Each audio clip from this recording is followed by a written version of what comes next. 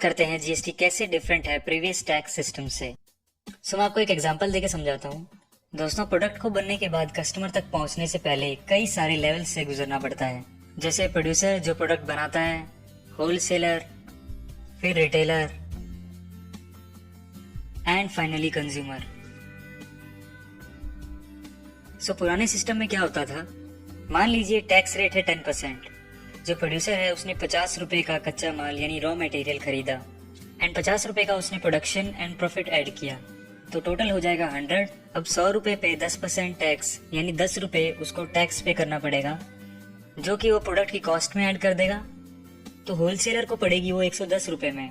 अब होलसेलर उसमें अपना प्रॉफिट ऐड करेगा, मान लो 10 रुपए, तो 110 प्लस 10 हो जाएंगे 120 रुपए। फिर उसको भी गवर्नमेंट को 10% टैक्स देना पड़ेगा, जो हो जाएगा 120 का 10% is equal to 12 rupees.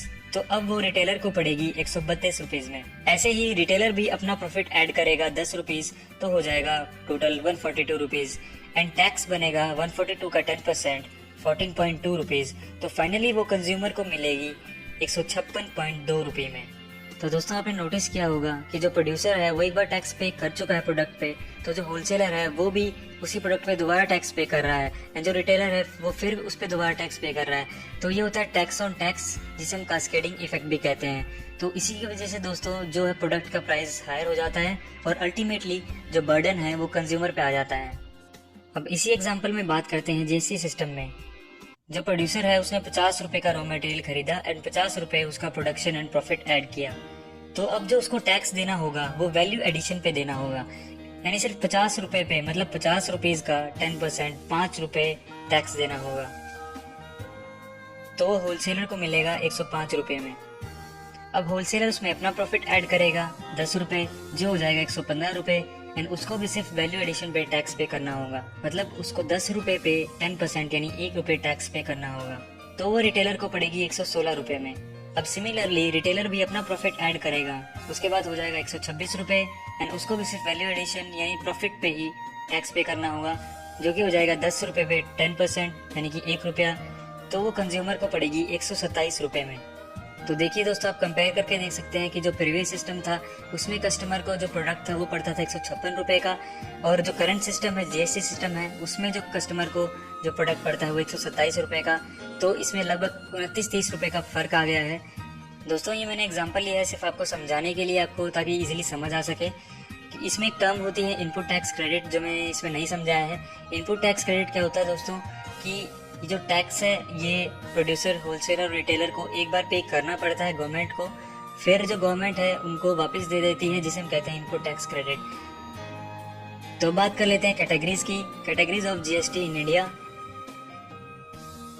First is 0% category, 5% category, 12 and 18% category and 28% category. दोस्तों, 0% कैटेगरी मतलब इस तरह के आइटम्स जो हैं वो एग्जम्प्टेड हैं जीएसटी से, मतलब उन पे कोई टैक्स नहीं लगेगा, जैसे कि books, bread, egg, fresh vegetables and fresh fruits. दोस्तों, 5% की कैटेगरी में हमारे वाइडली यूज्ड आइटम्स आ जाते हैं, जैसे कि shoes, T, coffee, train ticket and small restaurants. दोस्तों, 12 and 18% कैटेगरी में हमारे आ जाते हैं नॉर्मली यूज्ड आइटम्स, जैसे 12% में आ जाते हैं मोबाइल फोन, आयुर्वेदिक मेडिसिन, 18% में आ जाते हैं camera, mineral water, monitor, computer etcetera. दोस्तों, 28% कैटेगरी में आ जाते हैं हमारे लग्जरी आइटम्स, जैसे कि branded jeans, telecom services, 5 star hotels and luxury hotel rooms etcetera. तो दोस्तों, ये मैंने बस आपको ओवरव्यू दिया कि कितने टाइप की कैटेगरीज होती हैं और किस तरह के आइटम्स उन कैटेगरीज में डाले गए हैं। तो बेसिकली यही था दोस्तों जीएसटी के बारे में। उम्मीद करता हूँ आपको ये वीडियो पसंद आई होगी। अगर आपको ये वीडियो पसंद आई तो इसे लाइक, कमेंट एंड